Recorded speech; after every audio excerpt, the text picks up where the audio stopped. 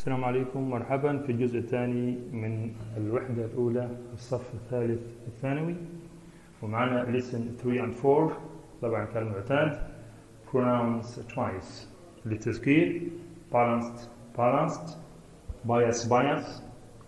bias citizen journalism mislead misleading omission placement point of view spin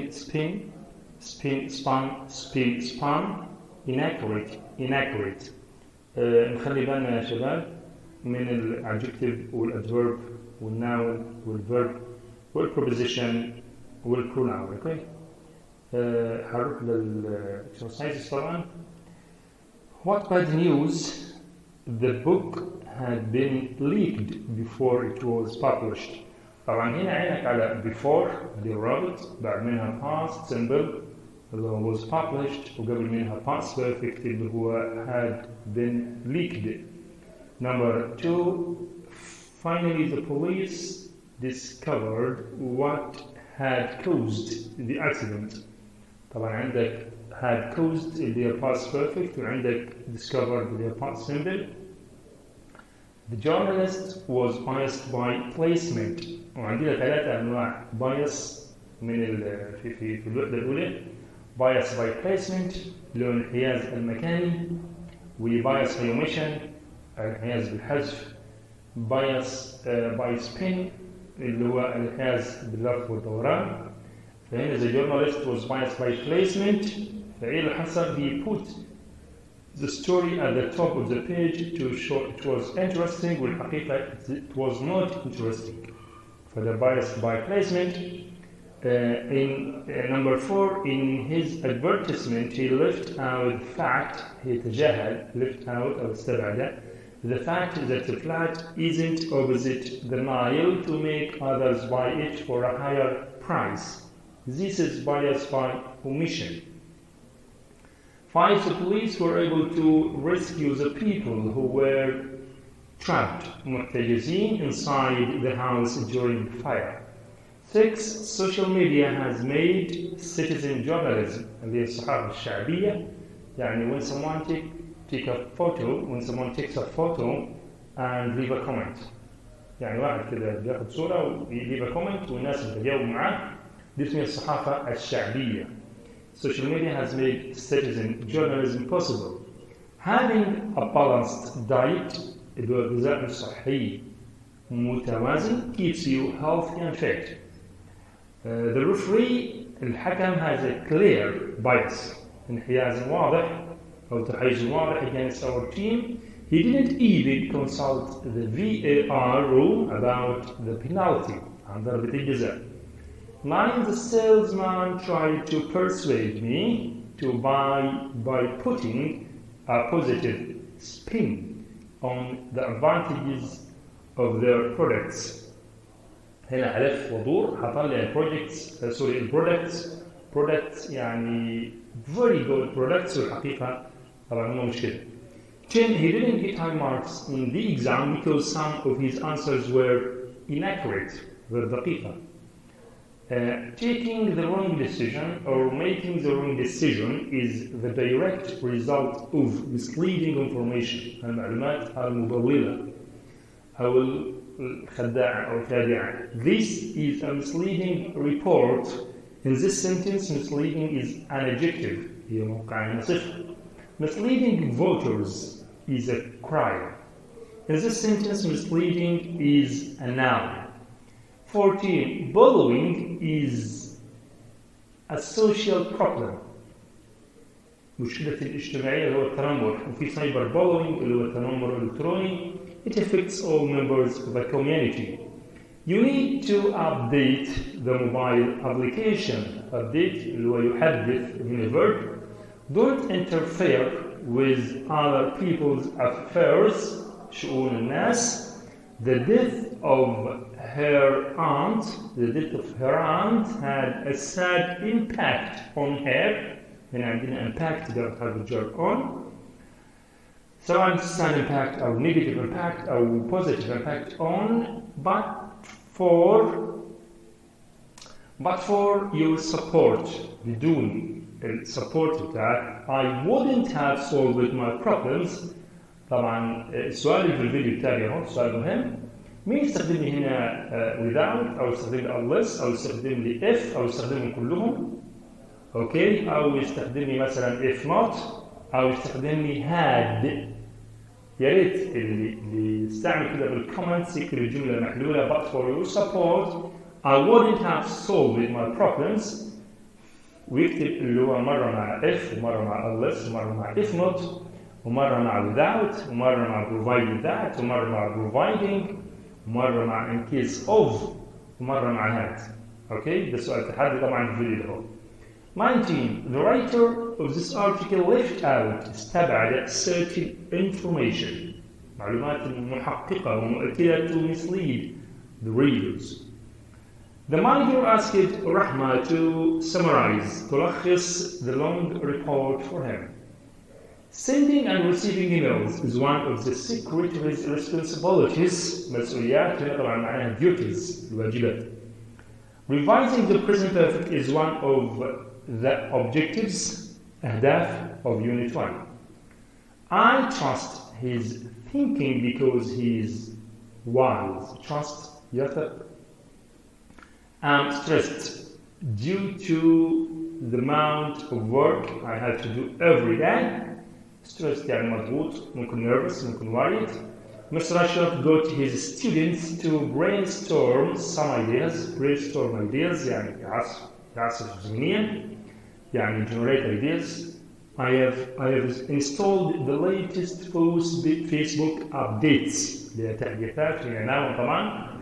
The great efforts Dr. Ala had made saved the injured man's life. وهنا طبعا collocation مهم جدا. Make effort or made effort اللي هو يصنع جهدا. Don't try to persuade يقنع me to waste my time chatting online.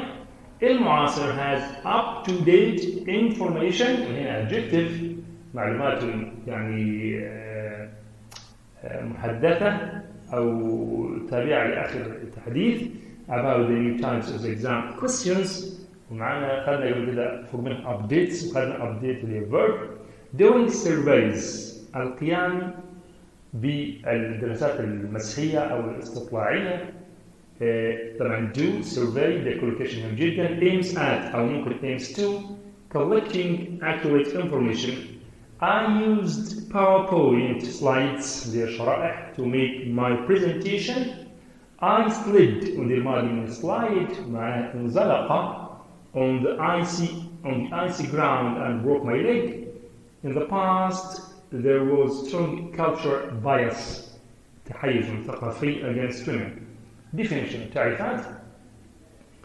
Bias is an opinion about whether a person, group or idea is good or bad that influences how you deal with it. Number 35. Your point of view يعني your opinion is a particular attitude or opinion that you have about something. 36. Spin is a way is a way someone talks about some information or a situation, especially in order to influence يؤثر the way people think about it. 37. To mislead and تخدع or أن تضلل is to make someone believe something that's not true by giving them information that is false or not complete. 38. The adjective inaccurate غير دقيق means not completely correct. 39. Citizen journalism الصحافة الشعبية means reports and pictures of events recorded by ordinary people الناس العاديين and shown especially on the internet. 40. To be balanced means giving equal attention to all sides or opinions and تكون متوازنا. Placement الوضع is the act of putting something somewhere تضع شيئا في مكان ما. Collocation للمتلازمات اللفظية الفعل والاسم الذي معاه. Mr. Hyman asked us to brainstorm ideas to support our opinions اللي هو يعصف طبعا أو generate ideas زي ما قلنا قبل. I have to make every effort, يصنع جهدا to solve this problem. It's better if you get regular updates. طبعا get updates يحصل على التحديثات for the application on your tablet. Number 4, you need to know how the negative effects of social media can be avoided. يمكن تجنبها. We must keep up to date. نكون يعني نواكب keep up to date with the latest advancements in science and technology. Losing the match, number 6, had a negative impact on the team's fans اللي هم معجبين طبعا. فهنا had a negative or had a negative or has a negative or has a positive impact on. طبعا تركيبهم مع بعض. Impact تاخذ verb have ومشتقاته سواء has or had تاخذ حرف الجر on.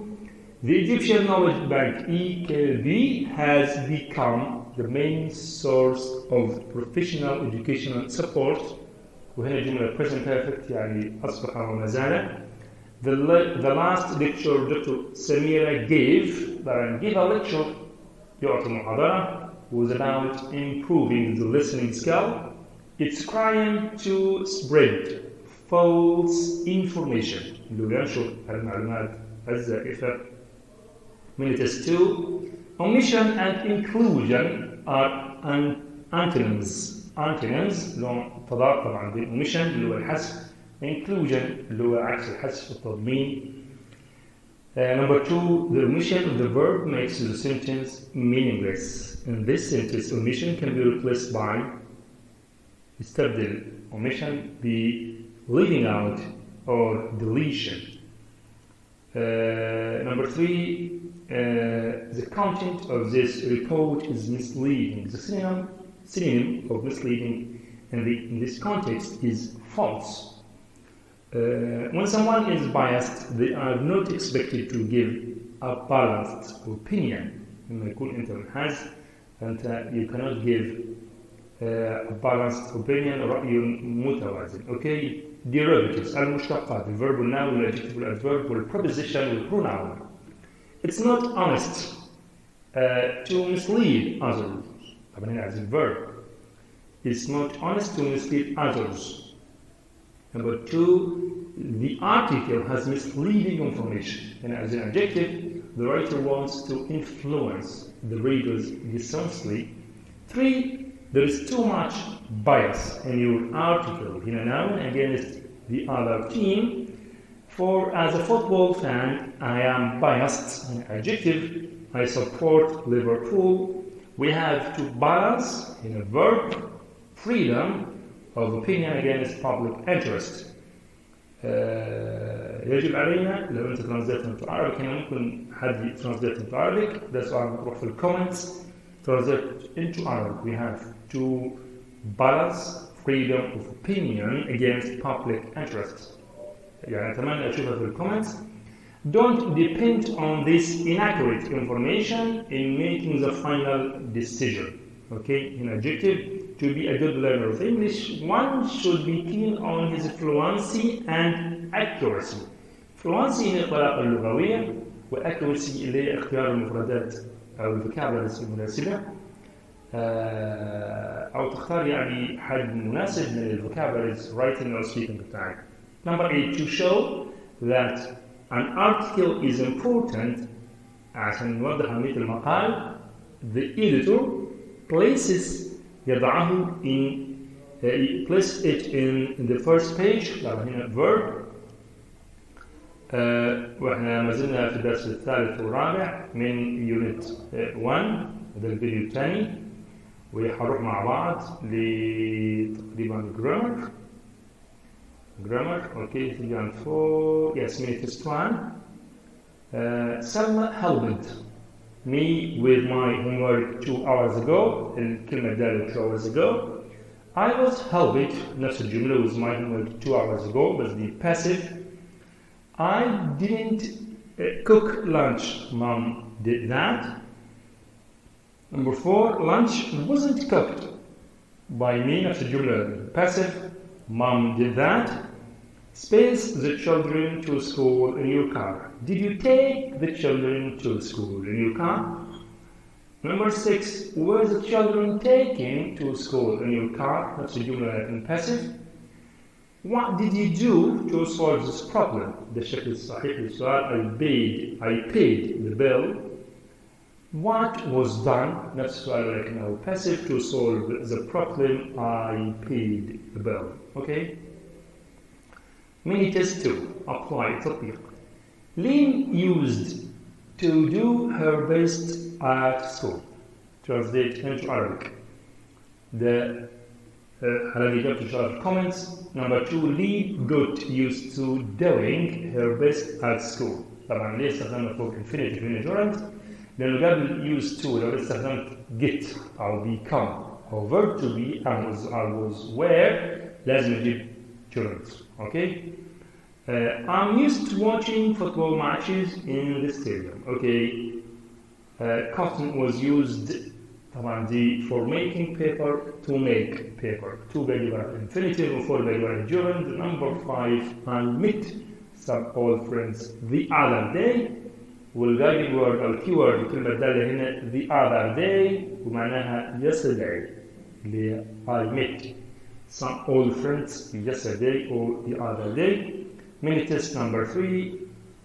Mr. Ashraf wasn't at home yesterday. I didn't have any drinks for breakfast this morning. With this morning هنا نستخدمها يا جماعة يا إما في الpast simple يا إما في present perfect. وأهم حاجة what does the writer mean؟ ماذا يعني الكاتب؟ اللي هو الحدث بعيد شوية هنقول إنه I didn't have any drinks. اوكي لو هي الحدث فريش هستخدم present perfect. فتخلي بالك من this morning or this night or يعني دول يا اما يجي معاهم ماضي بسيط او مضارع تام. اوكي يعني عادي. I called you because I didn't know who took your tablet.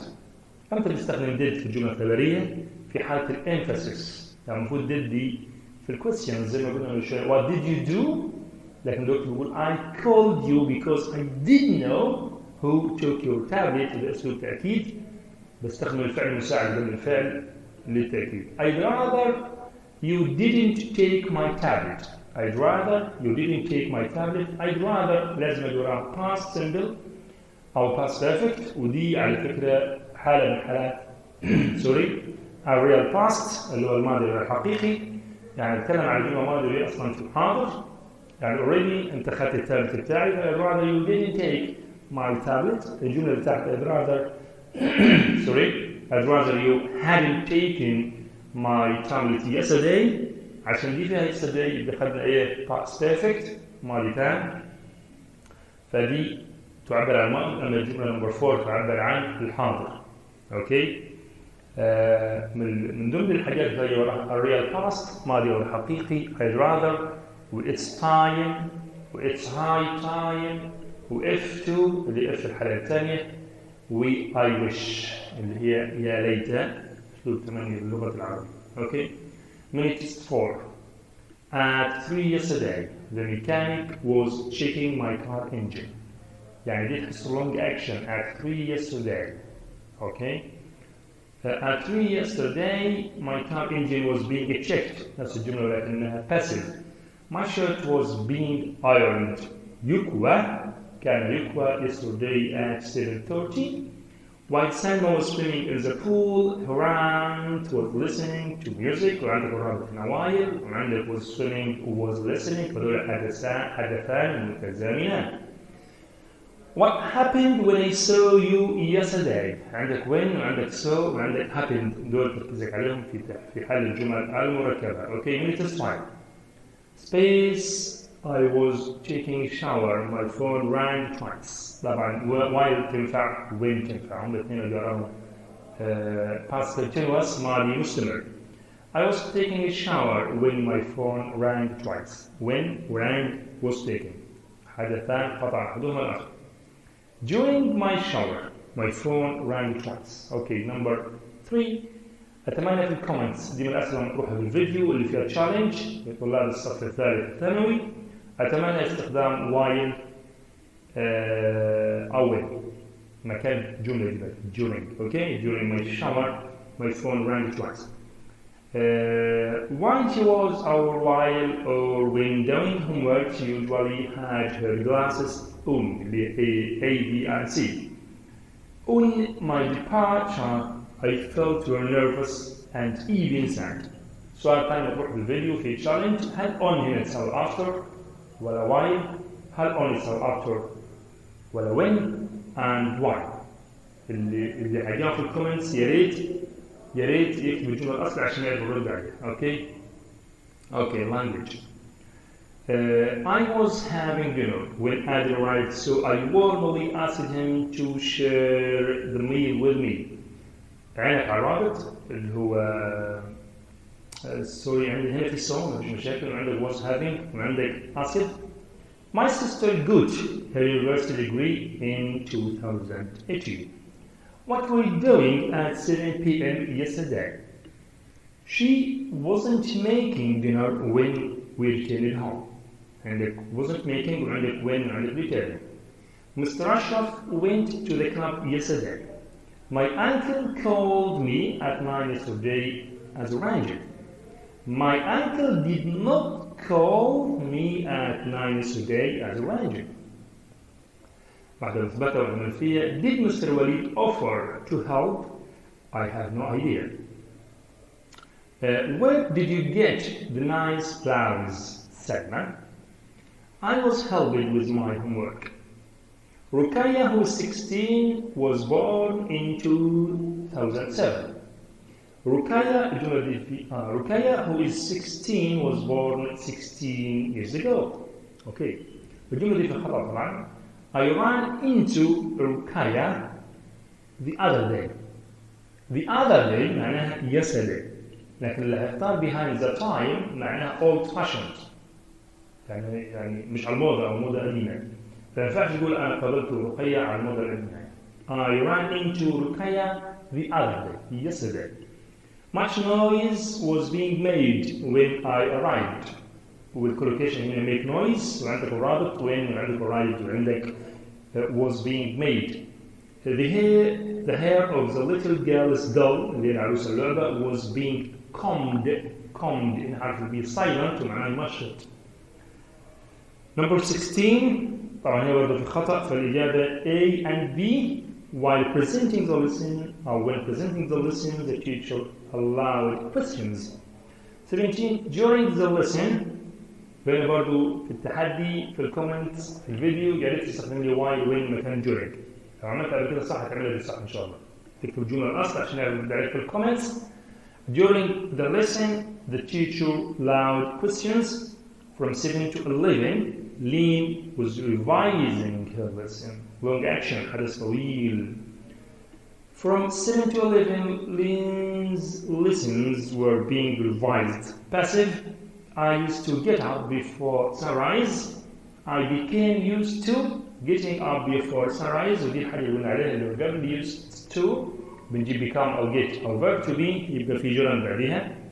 There are always economic crisis أزمات اقتصادية during pandemics الوباء. How long ago did your father come back from London?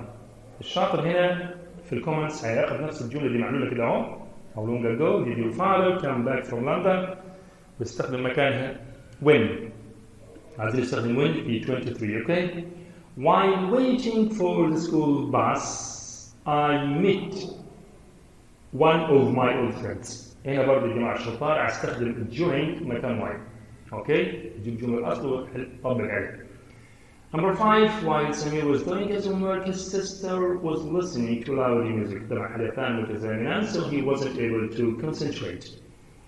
Next one I used to play football when I was young but now I don't. Special cases حالات خاصة. My mother was sitting at the table for lunch. حسب معنى الكاتب المقصود. Sit تعبر عن fact. has sat حدث fresh was sitting أخذت وقت طويل في الماضي was sitting تعد المعنى. My mother was sitting at the table for lunch when I arrived home حدثان متقاطعان so I held it her. My mother sat at the table for lunch then she called us. طبعا sit معناها عدى هي في الباست.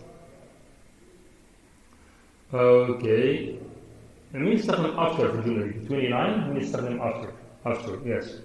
She hurt her thumb اللي هو صبع الإبهام وhurt معناها أذى في الماضي ولكن في فعل الشاذ didn't she. Were you fed علي هل أطعمت يا علي. Did you feed علي هل أطعمت علي. You were fed علي ده برضو question. You were fed علي. I always got up early when I was a primary school student. Okay, a sharp knife is used to cut or is used for cutting. I knew or I did know تأكيد السؤال who had broken the glass window. I wish I had وقلنا مع had بنجيب question بيعبر عن ال past. I wish I had a larger car ودي يا ليت طبعا دي بتعبر عن ال present. لو هي had بتعبر عن ال past. It's high time دي حالة من حالات ال real past. He returned home. في الحقيقة طبعا هو بيتكلم عن حاضر. I'd rather you didn't ask me to lend you money. You embarrass me. You're telling me. I wish you hadn't asked me to lend you money. You only embarrassed me. While on holiday, طبعا holiday تاخذ position on. I had a nice time. On their arrival, on their father's arrival, the children cheered. هتفوا. I loved my parents. حالة تعبر عن الماضي. My car broke down midways. Okay, check your understanding. Mr. Muhammad used to like hot pepper, الفلفل الحار, in his food. This means he no longer likes it. لم يعد يحب ذلك.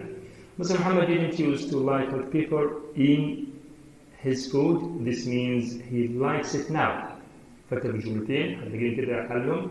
I wish I were rich. The speaker isn't rich. بالحقيقة I wish I had got up early yesterday. The speaker got up late. When I was at home, I forgot all about work. What does this mean? معناها A جواب صحيح. While at home, I forgot all about work. طبعا دي نهاية 3 and 4 ونتمنى إن شاء الله نراكم في الفيديو القادم اللي هو 5 and 6. شكرا. السلام عليكم ورحمة الله. نتمنى إن شاء الله تجاوبوا الكومنتس في الأسئلة التشالنج اللي احنا حددناها مع بعض. السلام عليكم.